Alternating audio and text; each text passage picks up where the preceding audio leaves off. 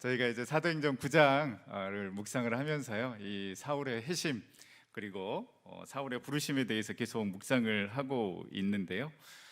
다메섹에서 주님을 만난 이 사울이 식음을 전폐하고 3일 동안 하나님께 기도를 드립니다.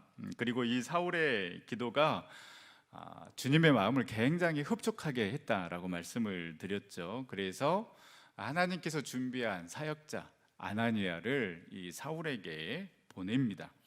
사실 처음에 이 아나니아도 이 주님의 말씀에 굉장히 좀 의심을 한번 했죠. 아니, 사울에게 제가 가라고요? 하나님, 주님, 사울이 어떤 사람인지 주님도 아실 텐데 이 사람이 예루살렘에서 예수님 믿는 사람들을 잡아서 옥에 가두고 또 이 대제사장에게 체포영장을 가지고 와서 이 다메섹까지 올라와 가지고 이 예수 믿는 사람들을 잡아서 옥에 가두려고 했던 사람인 줄 주님도 아시지 않습니까? 라는 이러한 그 의아해하면서 이렇게 이야기를 하니까 주님께서 뭐라고 말씀하십니까? 사도행전 9장 15절에 너무나도 멋진 말씀을 우리 주님께서 하십니다. 가라, 이 사람은 내 이름을 이방인과 임금들과 이스라엘 자손들에게 전하기 위하여 택한 나의 그릇이라. 택한 나의 그릇이라. 누가 뭐라고 해도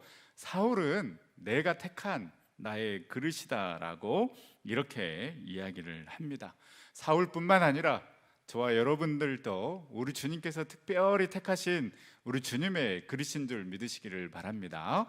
나는 질그릇에 불과합니다. 아무것도 아닌 그릇에 불과하지만 그 질그릇 안에 예수 그리스도라는 그 보배가 담겨져 있기 때문에 우리는 너무나도 귀한 그릇이 되는 것입니다. 그래서 세상의 잣대 또 그리고 평가에 주눅들지 말고 우리를 택하시고 부르시고 그 자녀 삼아 주신 주님께서 너는 나의 택한 그릇이다라는 이 말씀 우리가 굳건히 붙잡고 당당하게 살아갈 수 있는 저와 여러분들이 될 수 있기를 간절히 소망합니다. 그래서 나는 예수님 짤이다. 우리의 가치가 얼마인가? 우리는 가치로 따질 수가 없는 것이죠. 왜냐하면 예수님의 그 핏값으로 우리가 살게 된 그러한 존재 아니겠습니까? 그래서 저와 여러분들은 예수님 짤입니다. 그리고 예수님께서 특별히 택하신 나의 그릇이라고 칭하신 그러한 존귀하고 귀한 자이다라는 것을 여러분들이 서로 믿고 깨닫고 또 내가 존귀한 만큼 또 우리 옆에 있는 귀한 우리 성도님들도 다 우리 주님께서 택한 그릇이다라는 것을 우리가 기억하며 합력하여 선을 이루어 나가는 우리 전성교회가 될 수 있기를 소망합니다. 이렇게 아나니아가 사울을 찾아가서 안수하는데요, 이때 어떤 일이 일어나는가? 우리 17절 18절 말씀 한번 읽어볼까요? 17절 18절 말씀 시작. 아나니아가 떠나 그 집에 들어가서 이게 안수하여 이르되 형제 사울아, 주 곧 네가 오는 길에서 나타나셨던 예수께서 나를 보내어 너로 다시 보게 하시고 성령을 충만하게 하신다 하니 즉시 사울의 눈에서 비닐 같은 것이 벗어져 다시 보게 된지라. 일어나 세례를 받고.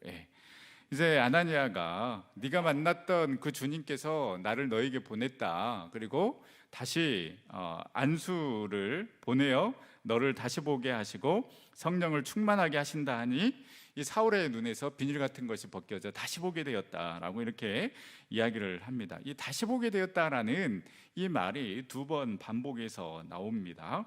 이제 사울은 예수님을 이 다메섹 도상에서 예수님을 만남으로 인해서 다시 보게 되는 삶을 이 사울은 살아가게 된 것입니다.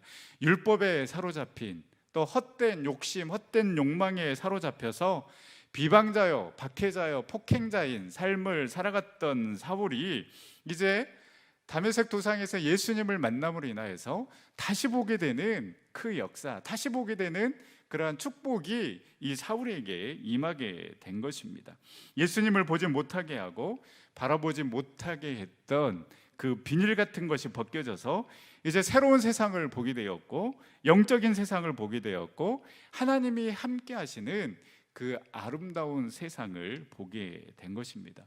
이 아름다운 세상, 이 영적인 세상, 이 새로운 세상을 다시 보게 되었기 때문에 사도 바울은 어떻습니까? 그가 고백할 수 있는 것입니다. 그 예수 그리스도를 얻기 위해서 내가 모든 것을 배설물로 여겼던 삶을 살아갈 수 있었던 것입니다. 여러분, 예수님을 만나면 반드시 일어나는 역사가, 다시 보게 되는 역사, 다시 새롭게 보게 되는 역사가 여러분 일어나는 줄 믿으시기를 바랍니다. 그래야 하기 때문에 사울은 다시 보게 되는 그 놀라운 역사, 그 은혜를 경험했기 때문에 말씀드린 것처럼 자기가 가지고 있는 너무나도 귀한 그 모든 것들을 배설물로 여길 수 있었던 것입니다. 왜냐하면 새로운 세계, 새로운 세상을 보았기 때문입니다. 저와 여러분들도 이러한 다시 보게 되는 놀라운 축복의 역사가 임하기를 간절히 소망합니다. 예수님을 믿고 난 다음에, 예수님을 뜨겁게 만난 다음에 여러분 다시 보게 되는 은혜가 있어야지 우리가 예수님만 바라보며 살아갈 수 있는 것 아니겠습니까? 예수님을 믿고 예배는 드리고 이 자리에 앉아 있지만은 전과 같이 늘 똑같은 눈으로 세상 것을 오히려 사모하고 세상 것을 바라보며 살아간다면 그 삶 가운데 어찌 기쁨이 있고 은혜가 있겠습니까? 우리가 다시 한번 기도할 때, 하나님, 정말로 뜨겁게 이 다메섹 도상에서 사울이 예수님을 만나서 다시 보게 되는, 그래서 그 모든 것들을 배설물로 여기고 주님만 바라보며 주님을 얻기 위해서 살아갔던 그 사울의 삶이 우리의 삶이 되게 해달라고. 그래서 하나님, 다시 보게 되는 그 은혜가 사울에게 있었던 것처럼 우리에게도 다시 보게 되는, 새롭게 보게 되는 그 눈을, 영적인 눈을 허락하여 주셔서 여러분 똑같은 삶입니다. 똑같은 삶이고 여전히 고통 가운데 있고 힘든 가운데 있고 또 우리의 미래가 어떻게 펼쳐질지 모르는 그러한 두려움과 걱정 가운데 우리가 있지만은, 그러나 내가 변화가 되면, 내가 변화가 되어서 내가 예수님을 다시 한번 뜨겁게 만남으로 인해서 다시 보게 되는 그 역사가 우리 가운데 일어난다고 한다면 똑같은 삶이지만 여러분 달리 보이게 될 줄 믿습니다. 그래서 아무리 정말 문제는 나에게 있는 것입니다.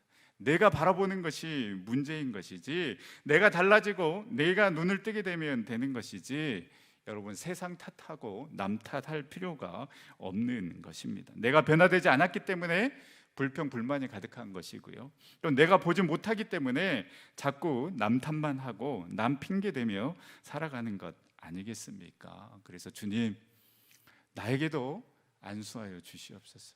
그래서 주님 나에게도 임하여 주셔서 다시 보게 하여 주시옵소서. 바울이 바라보았던 그 영적인 세계 나도 보게 하여 주셔서 정말로 우리 주님으로만 만족하는 삶 살아가는 저와 여러분들이 될 수 있기를 간절히 소망합니다.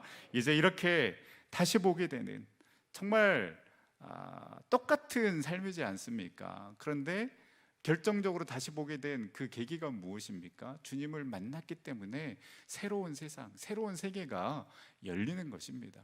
정말로 그 세상 사람들이 이해할 수 없는 그 영적인 세계를 보게 된 것입니다. 그리고 이제 우리가 읽었던 이제 19절 후반절부터 20절 말씀은 이렇게 시작을 합니다. 다메섹에 있는 제자들과 함께 며칠 있을새 즉시로 각 회당에서 예수가 하나님의 아들이심을 전파하니. 이제 사울이 눈이 떼어지게 되고 정말 새로운 세계, 새로운 세상을 예수님을 인하여서 보게 됩니다. 그리고 다메섹에 있는 그 제자들과 함께 며칠 있을새, 며칠 있고 난 다음에 즉시로 회당으로 달려가서 예수가 하나님의 아들이심을 전파하게 됩니다. 예수가 하나님의 아들이심을 전파하게 되는 그 계기가 바로 19절에 기록이 되어 있는데요, 뭔가 도전을 받았고 뭔가 은혜를 받았기 때문에 이 즉시 회당으로 달려간 것 아니겠습니까? 즉시 달려간 계기가 바로 이 다메섹에 있는 제자들과 함께 며칠 있었기 때문입니다. 그러면 이 사울은 우리 주님께서 택하신 그릇이고 또 복음을 위해서 우리 주님께서 택하셨기 때문에 그때그때 필요한 사람들을 하나님께서 늘 붙여주시고 보내주셨는데, 첫 번째 사람이 바로 이 아나니아 선지자입니다. 그리고 이 하나님께서 특별히 사울을 위해서 보내주신 이 두 번째 사람이 그룹이 누구인가? 바로 이 다메섹에 있는 이름 없는 제자들이었습니다. 우리는 예수님의 12제자들만 기억합니다. 그리고 또 예수님의 12제자 중에서 베드로와 야고보, 요한, 특별히 이 세 명의 이름을 우리는 기억을 하죠. 그리고 또 이 사도행전을 우리가 쭉 9장까지 이렇게 묵상하면서 봤듯이 이 초대교회가 굉장히 부흥하는 데 있어서 베드로와 요한의 역할이 굉장히 컸습니다. 그러면 그 나머지 제자들은 뭐 한 일이 없느냐? 아니죠. 기록되지 않았을 뿐이지 각자의 자리에서 복음을 전했습니다. 오늘 다메섹에 있는 이 제자들도 마찬가지입니다. 이름이 기록되어 있지 않습니다. 그렇기 때문에 물론 뭐 중요하지 않는 그러한 사람들이지 않느냐라고 이렇게 생각할 수 있는데요. 그런데 사울의 입장에서 보면 굉장히 이 다메섹의 제자들이 중요한 역할을 하게 된 것입니다. 사울이 예수님을 만나기는 했지만은, 그래서 사울이 알고 있는 예수님은 이 유대인들이 못 박아 죽인 예수님께서 살아계신다라는 것과 그분이 성자 하나님이시다라는 것, 이것밖에 지금 모르고 있는 것입니다. 신약 성경이 기록되기 전이기 때문에 누군가가 예수님에 대해서 말로 설명해 주지 않으면 그 누구도 복음을 스스로 알 수 없었습니다. 그런데 이 역할을 해준 것이 바로 이 다메섹의 제자들이었습니다. 사울이 과거에 어떤 사람인지 이들도 분명히 알고 있었겠지만 이 다메섹의 제자들도 뭔가 이 두려움이 있었지 않았겠습니까? 사울이 정말 예수님을 만나서 변화된 사람인지 이런 두려움이 있었겠지만, 그러나 이 다메섹의 제자들은 확신을 가지고 사울이 받은 이 사울의 회심을 추호도 의심하지 않았고, 그리고 이 다메섹의 제자들이 이 사울에게 예수 그리스도에 대해서 자세히 설명을 해 줬을 것입니다.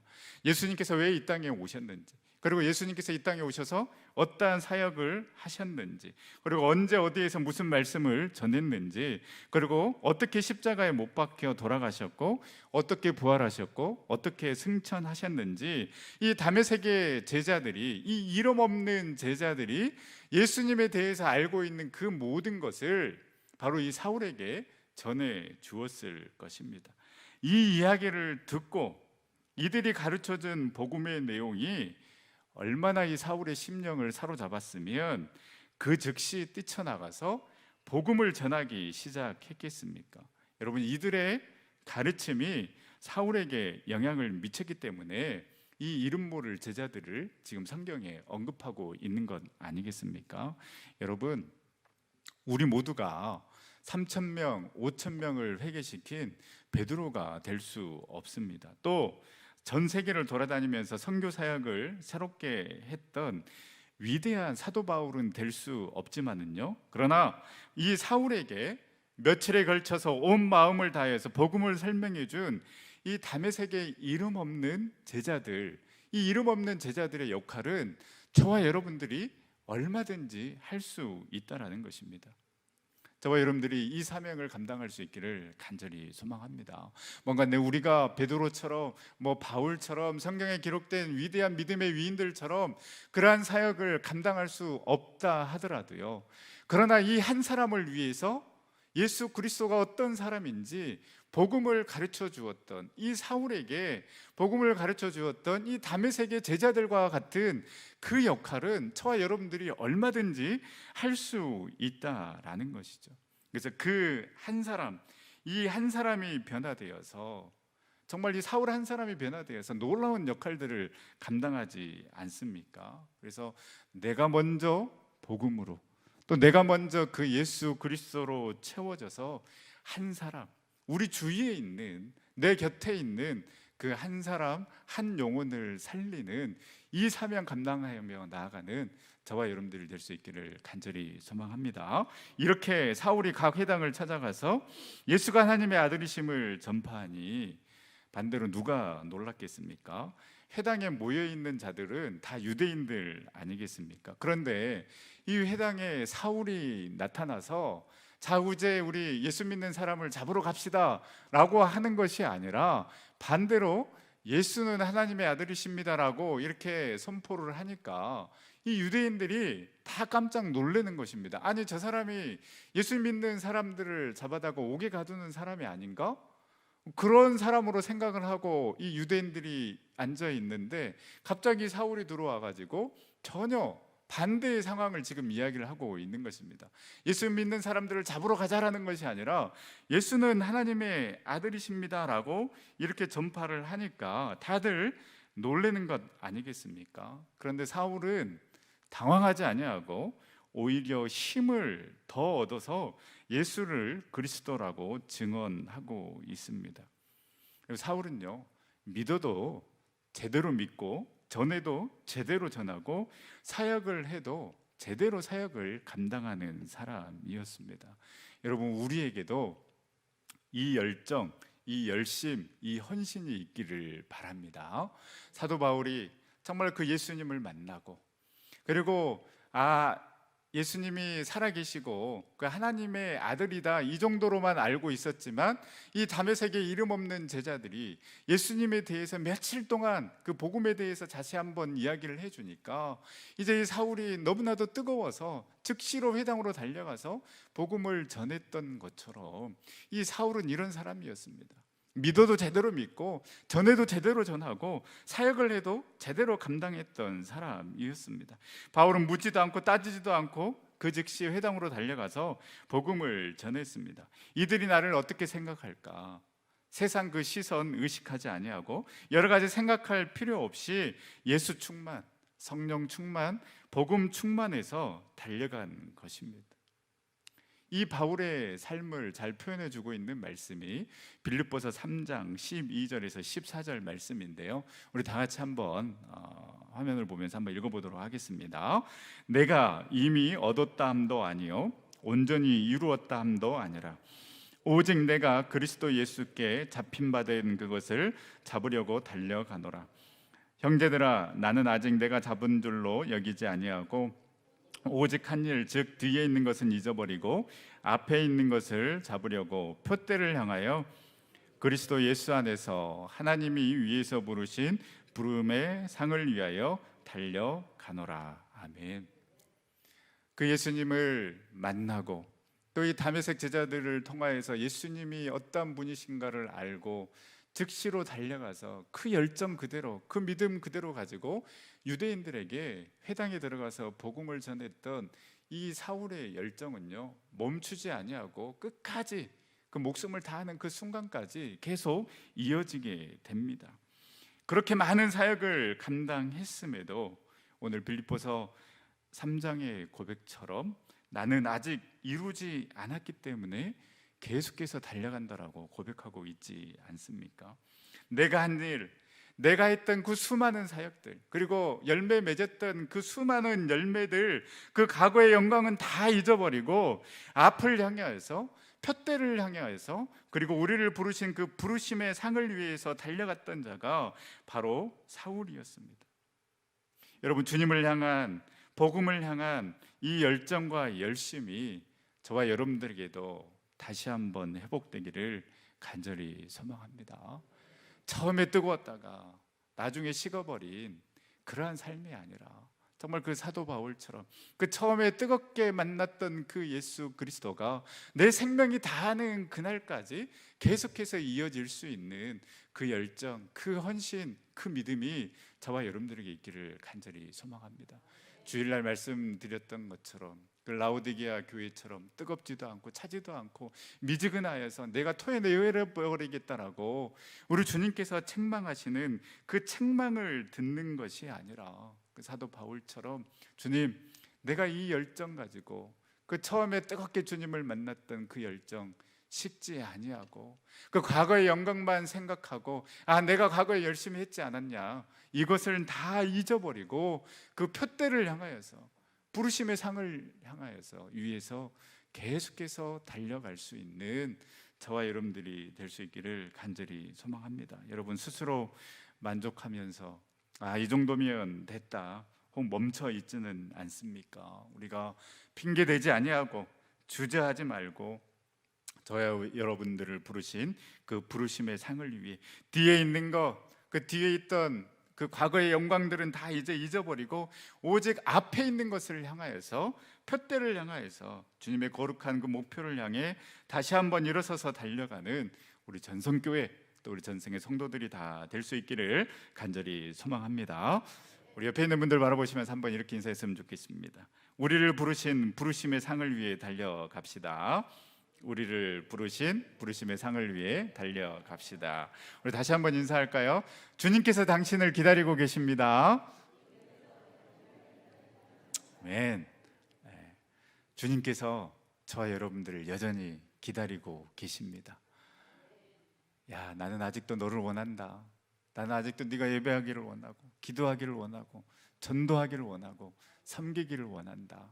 그 열정, 그 헌신 다 어디 갔느냐라고 이렇게 우리 주님 물으신다면 여러분 어떻게 대답하시겠습니까? 그 사울에게 있었던 그 뜨거운 열정, 그 열정이 저와 여러분들에게도 다시 한번 있기를, 그래서 정말로 내 영혼도 살리고 또 우리 주위에 있는 또 우리 구역 식구들도 살리고 또 우리 전성교회도 살리는 저와 여러분들이 될 수 있기를 간절히 소망합니다. 이렇게 변화된 사울을 보면서요, 유대인들도 당황을 하고 이제 또 뒤에 말씀해 보면 예수님의 제자들도 다 당황을 합니다. 먼저 그 유대인들의 반응을 한번 볼까요? 23절 말씀해 보면 여러 날이 지남에 유대인들이 사울 죽이기를 공모하더니, 이 배신자 사울을 죽이기까지 하려고 공모를 하게 됩니다. 유대인들도 알고 있었겠죠. 이 사울이 굉장히 큰 영향력을 미칠 것이다라는 것을 이 유대인들도 분명히 알고 있었을 것입니다. 만약에 이 사람이 진짜 예수님을 만나서 변화된 사람이라면 분명히 큰 역할을 할 것이다 라는 것을 이 유대인들이 알고 있었기 때문에 그 큰 역할을 하기 전에 이 배신자를 제거하자라고 그렇게 죽이기를 공모하였습니다. 그런데 24절에 보면 그 계교가 사울에게 알려지니라. 이 유대인들이 사울을 죽이고자고 했을 때에 허술하게 진행하지는 않았을 것입니다. 이 사울의 동선 그리고 일정 다 파악하고요, 또 어디에 있는지 이 모든 정보들을 다 입수해서 치밀한 계획을 세웠을 것입니다. 그런데 그 작전, 그 계교가 사울에게 알려진 것입니다. 알려졌다라는 것입니다. 사울이 알고자 해서 안 것이 아니라 알려진 것이죠. 수동태입니다. 즉 누군가에 의해서 알려졌다라는 것입니다. 즉 누군가가 누구인지는 모르지만은 아무튼 누군가에 의해서 알려진 것인데, 그런데 우리는 분명하게 알 수 있는 것이죠. 무엇을 알 수 있습니까? 이 모든 과정에서 하나님이 역사하고 있다는 것을 우리는 깨달아야 합니다.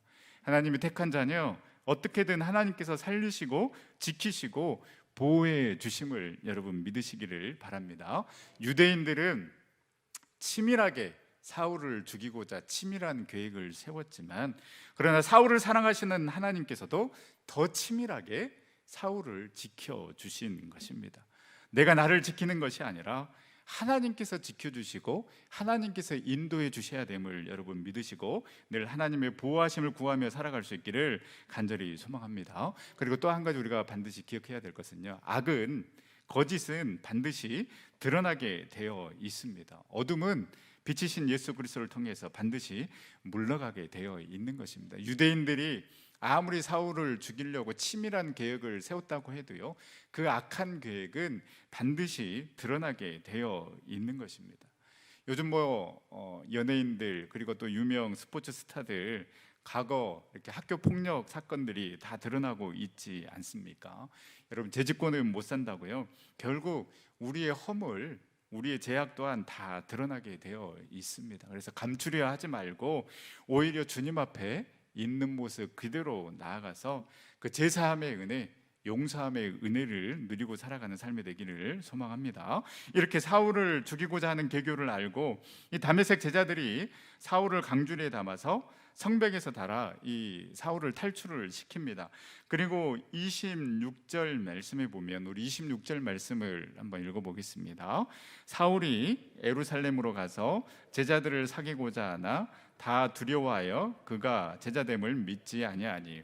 그러니까 이 사울이 변화되어서 예수님을 만났는데 워낙 그 중요한 인물이다 보니까 유대인들도 믿지를 못하고 또 예수님의 제자들조차도 정말 이 사울이 예수님을 만났나? 라고 이렇게 믿지 못하는 그러한 상황이 계속해서 벌어지게 되는데요. 여러분 이 사도행전 9장 25절과 26절 이 절은 한 절 차이지만 시간은 약 3년의 차이가 있습니다. 절은 한 절 차이지만 3년의 시간 차이가 있는데요. 어떻게 알 수 있는가? 갈라디아서 1장 17절, 18절 말씀에 보면 또 나보다 먼저 사도된 자들을 만나려고 예루살렘으로 가지 아니하고 아라비아로 갔다가 다시 다메섹으로 돌아갔노라. 그 후 3년 만에 내가 게바를 방문하려고 예루살렘으로 올라가서 그와 함께 15일을 머무는 동안. 갈라디아서에서 바울이 이렇게 기억을 하고 있는 것입니다. 그래서 9장에서는 25절, 26절이 한 절 차이지만은 이 한 절 차이의 시간의 갭은 약 3년의 시간이 있었다라는 것이죠.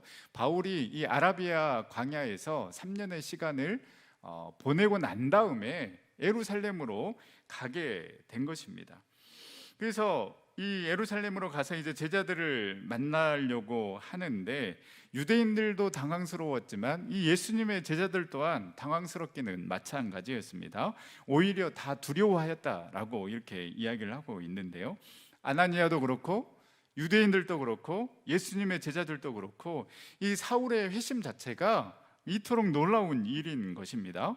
예수님의 제자들조차도 이 사울의 제자됨을 믿지 못한 것입니다. 그런데 이때 누가 등장하는가? 중요한 한 사람이 등장하는데요. 우리 27절 말씀 한번 읽어보겠습니다. 다 같이 함께 읽겠습니다. 시작. 바나바가 데리고 사도들에게 가서 그가 길에서 어떻게 주를 보았는지와 주께서 그에게 말씀하신 일과 다메섹에서 그가 어떻게 예수의 이름으로 담대히 말하였는지를 전하느니라. 당연하겠죠. 여러분 제자들 입장에서는 이 3년 전에 교회를 잔멸하고 다메섹으로 이 예수 믿는 사람을 죽이려고 갔던 이 사울만 기억하고 있었을 것입니다. 당연히 두려워할 수밖에 없고 믿을 수 없는 상황인데, 그런데 이때 바나바가 등장해서 사울을 보증해주는 그런 역할을 하게 됩니다. 그리고 이 사울이 어떻게 예수님을 만났는지 자세하게 설명을 해주게 됩니다. 이미 묵상했지만은요, 바나바는 어떠한 사람인가? 사도행전 4장 36절 37절에 보면 그브로에서 난 레이족 사람이 있으니 이름은 요셉이라 사도들이 일컬어 바나바라 번역하면 위로의 아들이라 하니 그가 밭이 있음에 팔아 그 값을 가지고 사도들의 발 앞에 두니라.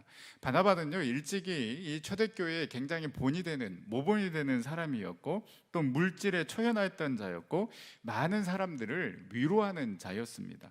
그래서 이 사도들을 비롯한 예루살렘의 제자들조차도 굉장히 신뢰했던 사람이 바로 이 바나바였습니다. 그래서 이 사울이 이 예수님의 제자들을 만나러 예루살렘으로 왔을 때에 아무도 그의 제자됨을 믿지 않았을 때 바나바가 등장해서 이 사울이 이렇게 해서 예수님을 만났고, 그래서 이 사울은 예수님의 사람이다라고 이렇게 보증해주는 그 역할을 감당을 하게 됩니다. 바나바는요 이때뿐만 아니라 굉장히 또 한 번 중요한 역할을 하게 되는데요. 이제 오늘 말씀 우리가 묵상하겠지만 이 사울이 이제 이 제자들을 만나고 난 다음에 다소로 다시 가게 됩니다. 고향으로 가게 되고요. 여기에서 굉장히 긴 시간을 보내게 됩니다. 그런데 이 고향에 있던 사울을 다시 끌어냈던 사람이 누구인가? 바로 바나바입니다. 사도행전 11장에 보면 이 안디옥 교회에 바나바를 파송을 하게 됩니다. 그리고 이 바나바가 목회를 하는데 나 혼자 힘으로는 안 되겠다라고 생각을 했는지 누구를 기억하냐면 사울을 기억하게 됩니다. 그래서 이 다소로 가서 사울을 다시 데리고 옵니다. 어떻게 보면 목회 멘토 역할을 이 바나바가 한 거고요. 만약에 사울의 생애 가운데 바나바가 없었다라면 우리가 알고 있었던 그 바울을 우리가 과연 기억하고 있었을까? 그만큼 이 사울 바울에게 있어서 바나바의 역할은 너무나도 중요한 역할을 감당하게 된 것입니다. 이 사울의 초창기 신앙의 여정에 있어서 없어서는 안 될 사람이 바로 이 바나바였습니다. 여러분, 우리의 인생에서도 이 바나바와 같은 만남의 축복이 있기를 간절히 소망합니다. 특히 우리의 자녀들이 이런 만남의 축복이 있기를 우리가 기도했으면 좋겠습니다. 내 인생의 고비고비마다 또 삶의 어려운 순간순간마다 나의 편이 되어주고 나를 격려해주고 끌어주는 사람, 이런 만남의 축복이 또 우리에게 또 우리 자녀들에게도 있기를 소망하고요. 무엇보다도 더 나아가서 저와 여러분들이 이러한 귀한 바나바의 그 역할, 그 사명을 감당하면 얼마나 좋겠습니까? 그래서 아까 그 다메섹의 그 이름 없는 그 제자들이 사울에게 복음을 전하여서 그가 뜨거워졌던 것처럼 또 이 바나바가 사울을 보증하고 이 사울 한 사람을 정말로 세웠던 것처럼 저와 여러분들이 이 사역은 감당할 수 있지 않겠습니까? 큰 사역들은 우리가 감당하지 못한다 할지라도 하나님, 내가 정말 이 다메섹의 제자들과 같은 또 이 바나바와 같은 한 사람을 세우고 또 한 사람을 주님께로 인도해내는 그 사명, 그 역할을 감당할 수 있기를 간절히 소망합니다. 그래서 정말로 내가 바나바가 되고 또 나도 또 우리의 자녀들도 이 바나바와 같은 그런 그 영적인 멘토들을 만나는 그러한 축복이 우리 가운데 있기를 간절히 소망합니다. 이렇게 사울이 예루살렘으로 와서 또 제자들을 만나고 복음을 전하게 됩니다. 그런데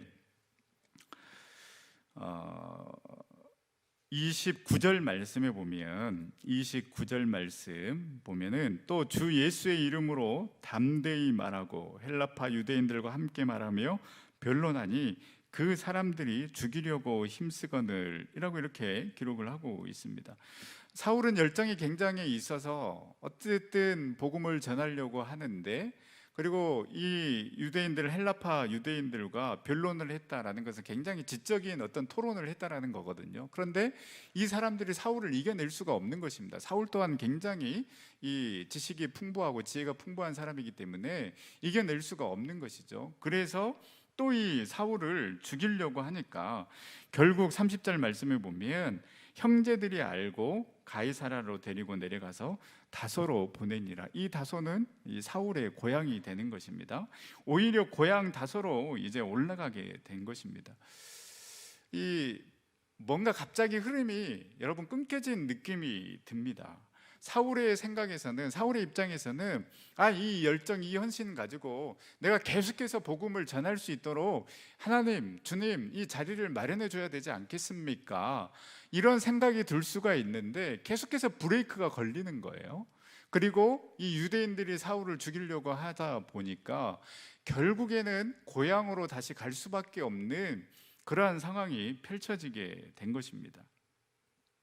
이렇게 할 거면 왜 하나님 사울을 부르셨습니까? 왜 사울을 이렇게 사명자로 세우셨습니까? 이런 의문이 들지만은요, 바로 이것이 하나님의 계획이고 방법이고 하나님께서 하나님의 사람을 다루시는 방법입니다. 열정을 가지고 헌신하는 것도 좋지만은요, 우리 주님께서 이 사울을 향한 계획은 사울은 더 깊이 주님을 만나기를 원하셨고요, 이 사울이 가지고 있는 그 지식과 지혜를 통해서 깊고 오묘한 그 복음의 세계를 완성시키기를 원하셨습니다. 사울을 다듬어서 더 깊이 있는, 더 내공 있는 복음 전도자로 세우시기를 원하셨던 것입니다. 여러분, 사울이 이 고향 다소로 가서 여러분 무엇을 했겠습니까? 사울이 가지고 있는 그 지식과 지혜를 통해서 깊은 묵상과 말씀 연구로 그의 신앙은 더욱더 성숙되어져 갔을 것이고요.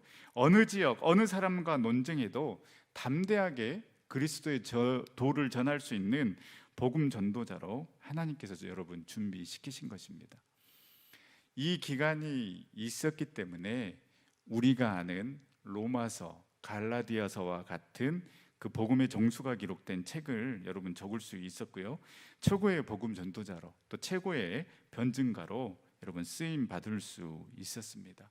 여러분 우리의 계획대로 척척 진행되어지면 얼마나 좋겠습니까? 또 우리가 기도한 대로 다 응답이 되면 얼마나 좋겠습니까? 또 우리가 사역하는 대로, 우리가 전도하는 대로 열매 맺으면 얼마나 좋겠습니까? 그러나 여러분 우리의 뜻대로, 우리의 계획대로 되지 않는다 하더라도요, 결코 실패가 아님을 우리가 믿고 하나님 한 분만 바라보며 나아갔으면 좋겠습니다.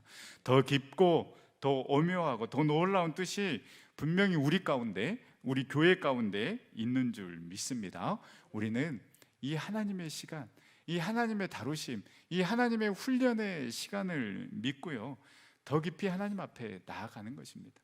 사울이 그 다소에 가서 왜 하나님 나를 이렇게 다시 여기로 처박아 놨습니까? 라는 것이 아니라 그 시간을 잘 활용해서 그 복음의 놀라운 그 완성을, 그 복음의 정말 그 로마서, 갈라디아서 같은 그 주옥 같은 말씀들을 바울이 어떻게 집필할 수 있었겠습니까? 이 기간이 있었기 때문에 그 내공이 더욱더 깊어진 것입니다. 복음의 깊은 세계로 그가 들어갈 수 있었던 것처럼 우리가 정말 광야의 시간 같은 그런 시간을 여러분 보내고 있다라고 생각되십니까? 하나님 왜 나를 이렇게 어려움 가운데 이렇게 보내십니까? 그런 생각이 드신다라면 여러분 원망하며 불평하는 것이 아니라 그 시간을 나의 시간으로, 그 시간을 하나님과 깊은 교제의 시간으로 만들어서 그 시간이 정말 나중에는 축복의 시간으로 바뀌게 될 줄 믿습니다. 여러분 결코 헛된 시간은 없습니다. 다만 그 하나님의 시간과 계획 가운데 내가 순종하며 인내하면서 그 광야의 시간을 축복의 시간으로 바꾸는 것은 저와 여러분들에게 달려 있는 것입니다. 이 깊고 오묘한 그 하나님의 시간, 여전히 우리를 향하고 있음을 믿고 우리를 일으켜 세워주시고 회복시켜 주시고 그래야 해서 끝내 승리하게 하실 그 주님을 기대하며 나아가는 저와 여러분들이 될 수 있기를 간절히 소망합니다. 기도하겠습니다. 사랑과 은혜 하나님, 참으로 감사를 드립니다. 이 수요일에도 저희들 불러주시고 성전에서 또한 가정에서 예배드리게 하여 주시니 참으로 감사를 드립니다. 주님, 우리가 다시 뜨겁게 주님을 만나고 성령 충만하여 다시 보게 하여 주시옵소서.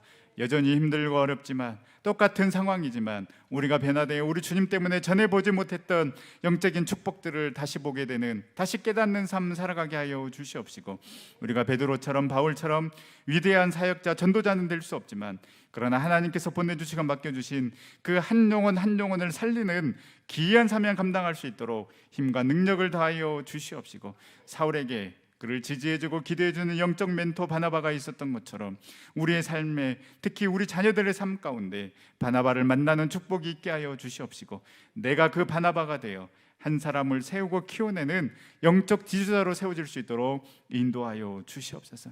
때로는 우리의 생각과 계획대로 되지 않는다 해도 실망하지 않게 하여 주시고 더 큰 하나님의 계획과 섭리를 바라보며 지금 나에게 주어진 그 시간 감사함으로 순종함으로 살아내는 우리 전생의 모든 식구들 다 되어줄 수 있도록 인도하여 주시옵소서. 오늘 수요 예배에 참여한 우리 귀한 장로님, 권사님, 집사님 한 분 한 분 기억하여 주시옵시고, 우리 주님을 예배하며 기쁨이요 소망이요 능력이 되게 하여 주시옵시고, 평생 우리 주님을 위해서 몸된 교회를 위해서 헌신하며 충성하신 귀한 분들이오니 하나님 늘 건강으로 강건함으로 인도하여 주시옵시고, 모든 기도의 제목들, 간구의 제목들 다 응답되어서 늘 하나님과 동행하는 복된 삶 살아가는 우리 귀한 장로님, 권사님, 우리 귀한 전생의 성도님들 다 되어줄 수 있도록 인도하여 주시옵소서. 여러 가지 아픔 가운데 있고 회복을 위해서 기도하는 그 기도 가운데 함께하여 주시고, 물질의 체험을 위해서, 또한 관계의 회복을 위해서, 살아가는 가족 식구들의 구원을 위해서, 또한 살아가는 자녀들의 진학과 진로, 결혼과 출산